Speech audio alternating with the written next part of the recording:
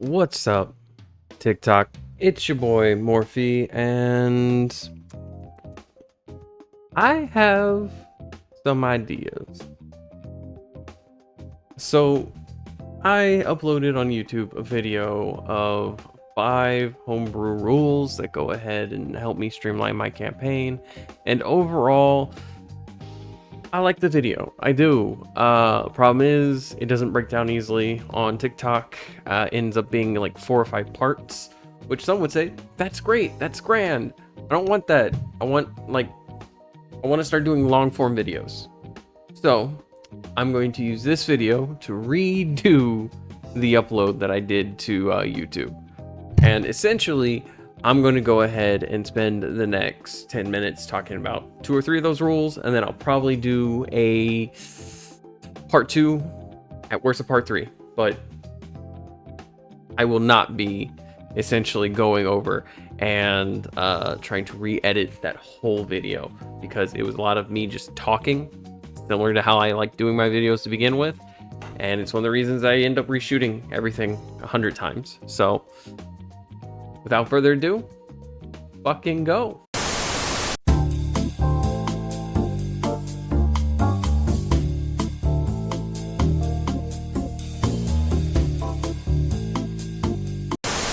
So, first rule that I added to my campaign is actually my favorite rule that I've added to my campaign. Long story short, I think I tweaked it just right because it was something I heard from somebody along the grapevine. I can't remember who. I don't remember who I heard this from, because it's essentially a watered down version of Repose. For those who don't know, in the world of Dungeons and Dragons, Repose is a feat that allows you to discipline anyone who tries to hit you and fail. If a wizard tries to hit you with his stick and he rolls a 14, your DC, or your armor class, I should say, not DC. Your armor class is a 16. You get to hit him back. Now, I don't remember all the rules of Repose. I don't remember if it's just a basic attack or if you can actually do a bunch of stuff. But like, I made parry to be a watered down version of that while still being a little more flexible. Essentially, for parry, I have the rules right here. If a player character or NPC rolls a nat 1 when trying to attack or grapple another character or NPC, they critically fail.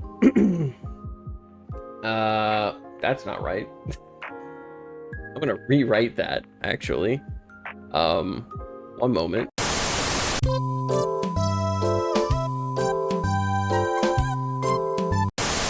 If a player character or NPC rolls a nat 1 when trying to attack or grapple another player character or NPC, they critically fail, giving the other creature that they tried to grapple or beat the crap out of the opportunity to use a reaction, typically a counterattack. They can use spells, armed or unarmed attacks, or even disengage from the enemy so long as they are within range to do so. Meaning, if an enemy uses a bow and tries to hit you and misses, and you are 100 feet away and you have no way of getting to them, there's not much you can do. But if they use a bow and they're 100 feet away and you have a bow, you can shoot back at them trying to hit them. Again, you get to make an attack roll. If you hit, it's like a normal attack. And if you're using a spell, like Magic Missile, yeah, you get to use Magic Missile. You get to absolutely discipline somebody for their fuck up. When they mess up, you get to tell them they messed up in the most physical, visceral way possible. And as the DM, anything my players can do, I can do as well. This not only speeds up combat once players get used to the rule, but also allows players to really feel the weight of nat 1s, as they can both be on the giving and receiving end of this rule. Again, like I said, you can do it, I can do it.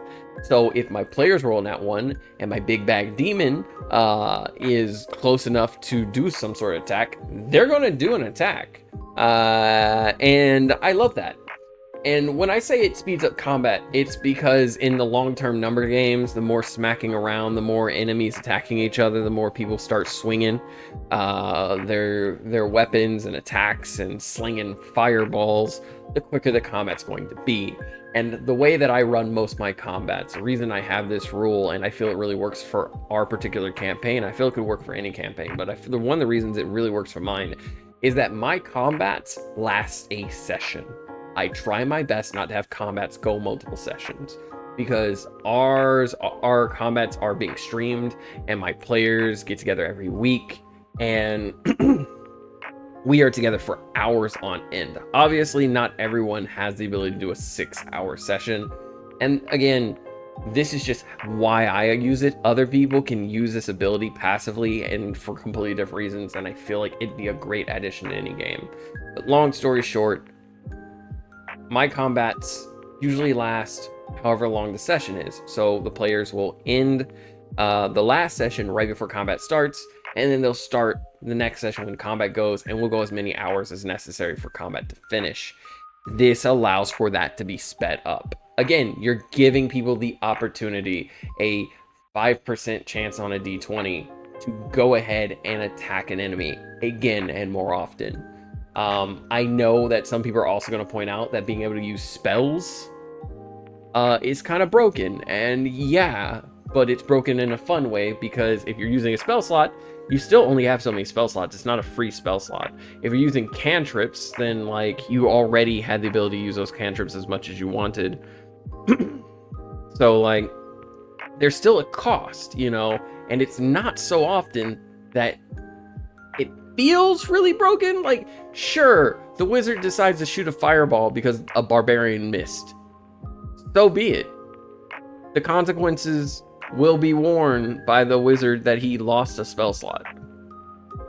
He would have lost that spell slot anyway, because more than likely they were going to plan to use those attacks. I actually have a situation where I realized some of my players only save certain spells for those moments, and it's fun because it makes it sound like their knee-jerk reaction to somebody trying to hit them, and it's a roleplay thing. But like one of the players I've used this rule with has magic missile, and they pretty much only use magic missile as a disciplinary tool again when people fail to hit them, and it becomes this really fun role play of, well, my wizard automatically casts magic missile anytime somebody tries to like harm them, and it's just a natural reaction.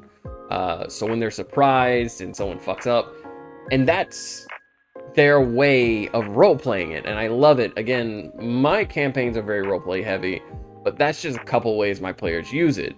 Another way my players use it is as a way to describe